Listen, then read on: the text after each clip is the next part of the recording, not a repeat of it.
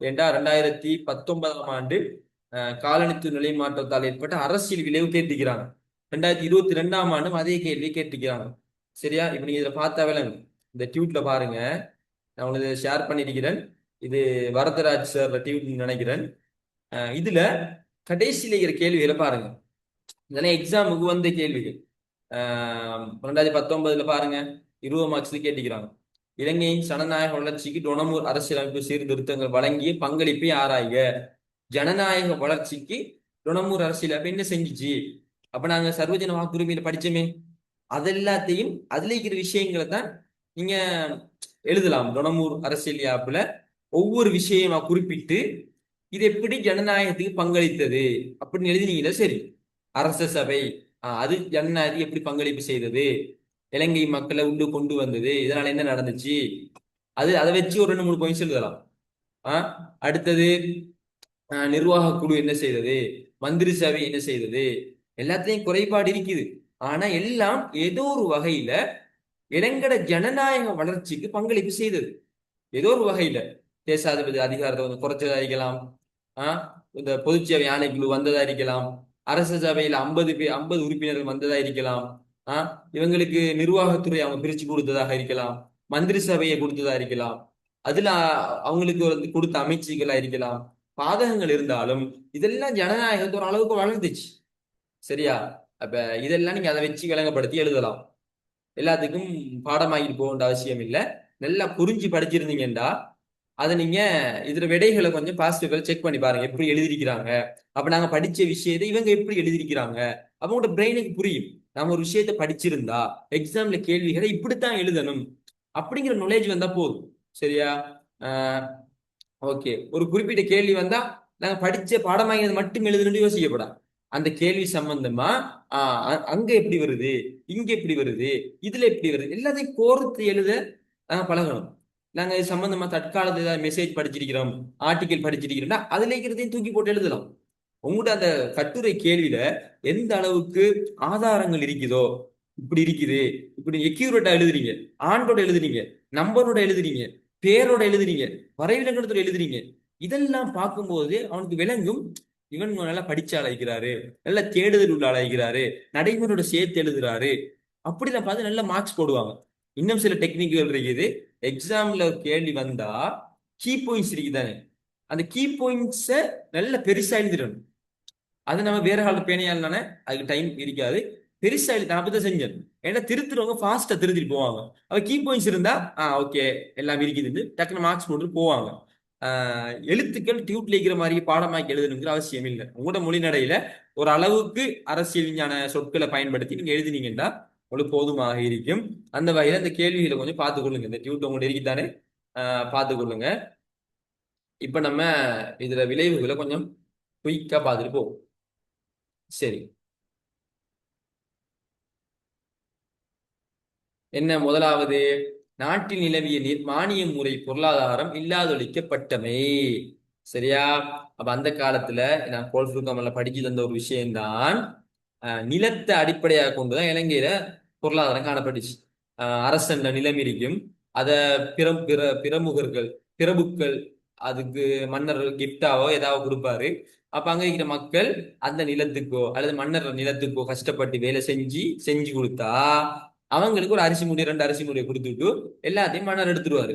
அப்ப இதுதான் இப்படியான ஒரு முறை இலங்கையில காணப்பட்டுச்சு. ஆனா இவங்க வந்து அதை ஒழிச்சாங்க.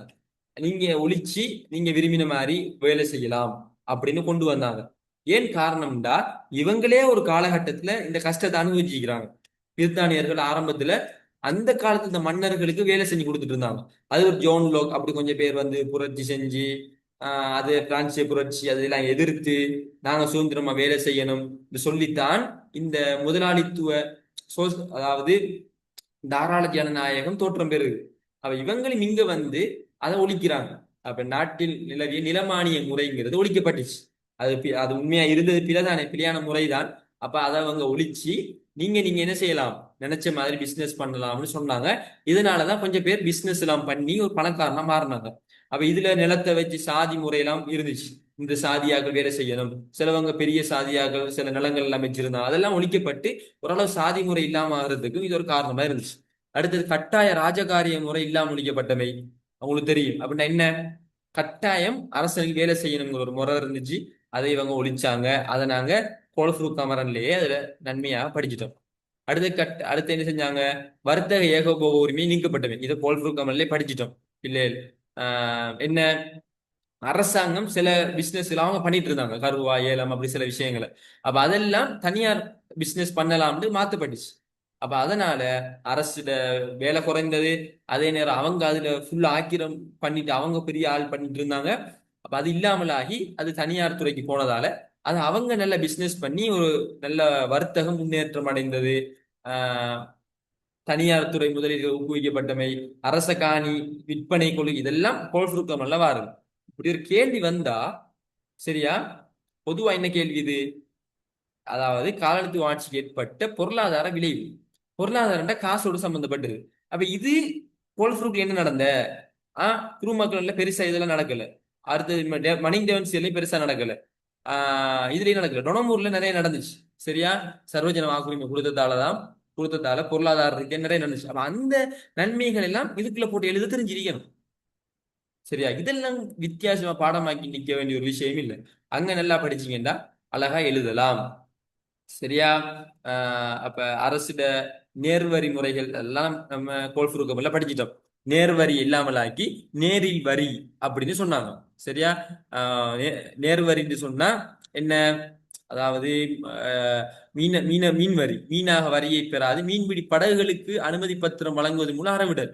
நேரா மீன் பிடிக்கிறதுக்கு காசுதான் கேட்காம அதுக்கு வாங்குறல, அவங்க பொருள் வாங்குவாங்க தானே மக்கள், பொருளோட சேர்த்து வரி அறவிடுற. இப்ப நீங்க ஒரு டயலாக் காட்டு வாங்குறீங்க, அதுக்கு குறிப்பிட்ட வரி அரசாங்கத்துக்கு போகும். இதான் நேரில் வரி.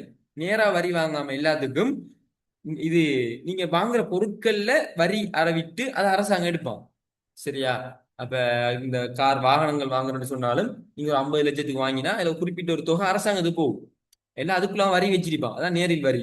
அப்ப இப்படி எல்லாம் கொண்டு வந்தாங்க. இதனால இந்த பணப்புழக்கம் அதிகமானுச்சு. அதனால ஏற்றுமதி இறக்குமதி அதிகமானுச்சு. இதெல்லாம் கோல்ஃபுருக் அவரால் படிச்சிருக்கேன். சேமிப்பு வங்கி ஆரம்பித்தாங்க. இது டொனமூர் யாப்புல சர்வஜன வாக்குரிமை பொருளாதார விளைவுகள் அதுல வரும். சரியா, அப்ப அதை இங்க கொண்டு போய் போட்டிக்கிறாங்க. அதை வச்சு நீங்க எழுதலாம். அரசின் புதிய வரி கொள்கைகளை கொண்டு வந்தாங்க. சரியா, அப்ப அதுகளை நீங்க போட்டு எழுதலாம். ஓகே, அப்ப இப்படி இதுல எல்லாத்தையும் எழுத வேண்டிய அவசியம் இல்லை.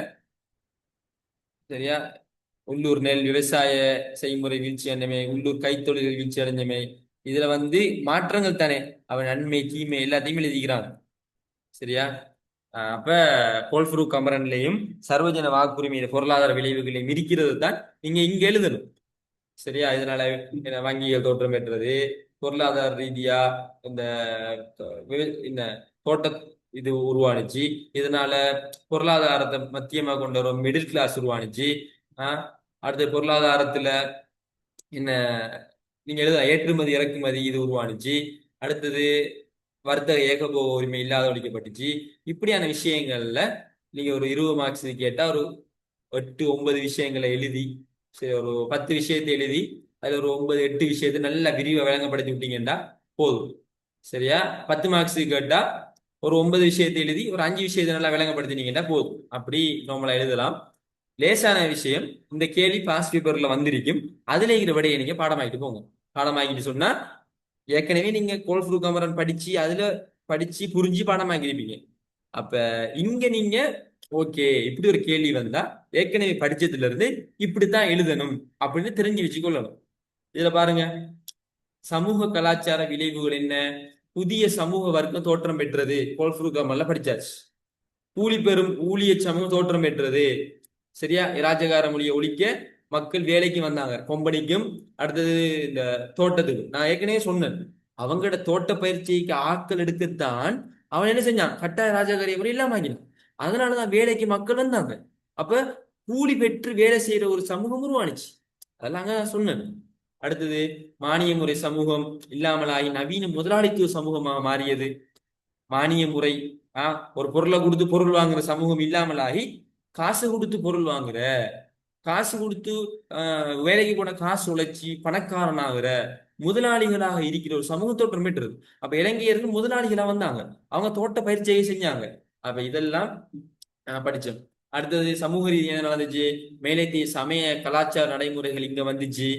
ஆஹ் இலங்கையில் இருக்கிறவங்க ஆங்கில மொழி பேசினாங்க. அவங்கள மாதிரி ஆடைகள் அணிஞ்சாங்க.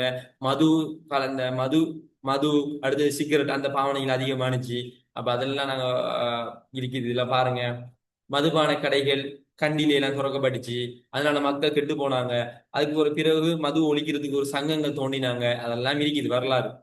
அதே போல ஒரு என்ன மூல முன்மாதிரி சிவில் சமூகம் தோற்றம் பெற்றது அப்படின்னு சொன்னா, ஒரு என்ன நல்லா ஒரு சமூக பிரிவினை உருவாய், அதாவது மேற்கத்திய கல்வி போன்ற சீர்திருத்தங்கள் உட்படாத தேசிய கல்வி முறைக்கு உட்பட்ட ஒரு சமூக பிரிவினை உருவாகியதோடு அவர் மரபுசார் பண்புகளை நம்பிக்கைகளையும் கொண்ட ஒரு முன்மாதிரி சமூகத்தை ஒருங்கமைத்துக் கொண்டனர். அதன் விளைவாக பிரதேசவாதம், இன, சமயம் போன்றவற்றை அடிப்படையாக கொண்ட சமூக இயக்கங்கள் தோற்றம் பெற்றது. நான் சொன்னனே, இப்படிலாம் இவங்க கலாச்சாரம் வந்ததால இலங்கையில நம்முடைய மதத்தை பாதுகாக்கணும், கலாச்சாரத்தை பாதுகாக்கணும்னு சொல்லி சில இயக்கங்கள் உருவாகுறாங்க. சிங்களவர்களுக்கு உருவாயினாங்க. சமய மறுமலர்ச்சி இயக்கம், மது ஒழிப்பு இயக்கம் என்று அவங்க வாராங்க. மதத்தை பரப்புறாங்க, மதுவை பரப்புறாங்க. இதனால சமூகம் சீரழியுது, கலாச்சாரம் சீர்கெடுது. எனவே ஒவ்வொருவரும் என்ன செஞ்சாங்க, இதுகளை உருவாக்கினாங்க. இலங்கை சமூகத்தோட ஒரு புதிய இனம் தோற்றம் பெற்றது. யாரு? தோட்ட தொழிலுக்கு சிங்களர்கள் ஏலான்னு சொன்னாங்க, சம்பளம் காணான்னு சொன்னாங்க. எனவே அவங்க இந்தியாவுல இருந்து ஆட்கள் இறங்கினாங்க. அப்ப அவங்க மலை நாட்டுல குடியமர்த்தினாங்க. அப்ப இந்திய தமிழர்கள் தோற்றம் பெற்றாங்க. அப்ப அதெல்லாம் இருக்குது. அடுத்தது சாதி முறை தளர்வுற்றது. எங்க சர்வஜன வாக்குரிமையை கொடுத்தோடனே நான் படிச்சுட்டு இருந்தாங்க. சரியா? அப்ப இதுகள்லாம் நீங்க எழுதலாம். அடுத்தது அரசியல் விளைவு ஷார்ட் நோட்ஸ் போட்டிக்கிறேன், அழகா சுருக்கமா போட்டிக்கிறேன். இது எல்லாத்தையும் நாளா பிரிச்சு போட்டிக்கிறேன். அந்த நாளையும் பாடமாக்குங்க. நாளுக்குள்ள அதோட ரிலேட்டடான பண்புகளை தூக்கி போட்டிருக்கிறேன். சங்கிங் மெத்தட்ல மைண்ட் மேப்ல போட்டிருக்கிறேன். வாசிச்சாலே மைண்ட்ல நின்றும். அதை பார்த்து கொள்ளுங்க. அரசியல் விளைவுகள், சரியா? யாப்பூர் ஆட்சி, யாப்ப மையமா வச்சு ஆட்சி செஞ்சு அந்த பழக்கத்துக்கு வந்தாங்க. அரசியல் கட்சிகள் உருவானுச்சு, ஒரு பொறுப்பு ஆட்சி. இதெல்லாம் சர்வஜன வாக்குரிமையில அரசியல் விளைவு அதுல வாரதுதான் அதிகமா இருக்கும். பிரதிநிதித்துவ ஜனநாயகத்துக்கு அவங்க பழகி கொண்டாங்க. அடுத்தது அரச அதிபர்கள் நியமிக்கப்பட்டாங்க. இப்படியான விஷயங்களை நீங்க எழுதலாம். இதெல்லாம் அரசியல் சார்ந்த சீர்திருத்தங்கள். சரியா? இதோட டொனமூர் அரசியல் எங்களுக்கு முடியுது. காலனித்து நிலை மாற்றத்துல அரசியல் விளைவு, பொருளாதார விளைவு, சமூக விளைவு, கலாச்சார விளைவு, இது கட்டாயம் தேவை. இது எல்லாத்தையும் நம்ம முந்தின சீர்திருத்தங்கள்லயே அதுல நன்மைகள் தீமைகள் படிக்கும் போது, அதுல அரசியல் சமூக பொருளாதார விளைவு படிக்கும் போது படிச்சிட்டோம். ஒவ்வொரு என்ன சீர்திருத்தங்கள் படிக்கும் போது அது என்ன நடந்துச்சு, என்ன மாற்றம் நடந்துச்சு எல்லாம் படிச்சிட்டோம். அப்ப அதுல உங்களுக்கு விளக்கம் கிடைச்சிட்டு, அந்த விளக்கத்தோட இதை நீங்க சும்மா வாசிச்சாலே உங்களுக்கு புரிஞ்சிருக்கும்.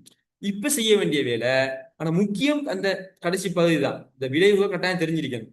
அதெல்லாத்தையும் ஷார்ட் நோட்ஸை மாத்தி அதை நீங்க மெமரைஸ் பண்ணி வச்சுக்கோங்க உங்களோட வேலை. அதனால நான் உங்களுக்கு அதுக்கு ஷார்ட் நோட்ஸ் எல்லாம் தந்துட்டேன்.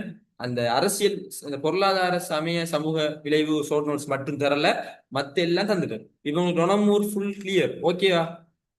டொனமூரை ஃபுல்லா முடிச்சுக்கிறேன். தேவையானவங்க இந்த ரெக்கார்டிங் ஃபுல்லா இருக்குது. ஒருக்கான உங்களுக்கு லிங்க் எக்ஸஸ் கொடுத்தா நீங்க தேவண்டிய முறை திரும்ப திரும்ப அந்த வீடியோக்களை பார்த்து கொள்ளலாம். எக்ஸாம் எழுதும் வரைக்கும் உங்களுக்கு நான் எக்ஸஸ் தருவேன். ஆனா யாருக்கும் கொடுக்காதீங்க. அப்ப டொனமூர் எங்களை முடிஞ்சு. அடுத்து நாங்க நாளைக்கு சோல்பெரி தொடங்கணும். ஓகேவா? நாளைக்கு சோல்பெரி தொடங்கவா, இல்லாட்டி வேற என்ன செய்யணுமா?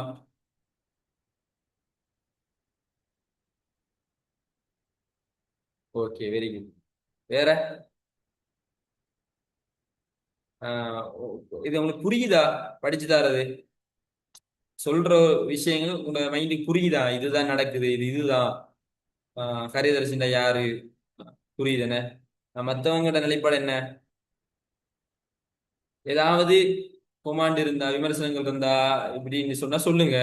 அதை திருத்தி நான் என்ன செய்வேன், சோல்பரியில உங்களுக்கு நான் அதை திருத்தி கொள்ளுவேன். அப்ப நீங்க தனிப்பட்ட ரீதியில அந்த விஷயங்களை என்கிட்ட சொல்லிக் கொள்ளலாம். நான் ஒரு தப்பாவும் நினைக்க மாட்டேன். சரியா? ஓகே, சோல்பெரி தொடங்கும்னு சொல்லிட்டீங்க. நம்ம நாளைக்கு சோல்பெரி தொடங்குவோம். அதையும் கொஞ்சம் ஃபாஸ்டா முடிக்க ட்ரை பண்ணுவோம். அது கொஞ்சம் ஈஸி பிள்ளைகள். ஏன்டா ஏற்கனவே படிச்சதுல சின்ன சின்ன விஷயங்களை ஒப்பிட்டு படிக்கக்குள்ள டக்குன்னு விளங்கிடும். முதலாம் குடியரசு யாப்பு சோல்பெரியும் நானும் தம்பி மாதிரி தான், சின்ன சின்ன மாற்றங்கள் தான். அப்ப அது ரெண்டையும் முந்தைய யாப்புகளை வச்சு நாங்க லேசா படிச்சிடலாம். ஓகே, நல்ல முதல்ல கோஆப்ரேட் பண்ணீங்க. தேங்க்யூ. முடிச்சு கொள்ளுவோம். கிளாஸை பத்தி உங்க ஃப்ரெண்ட்ஸுக்கு சொல்லுங்க, சொல்லி கூட்டிட்டு வாங்க. ஓகே, முடிச்சு கொள்ளுங்க.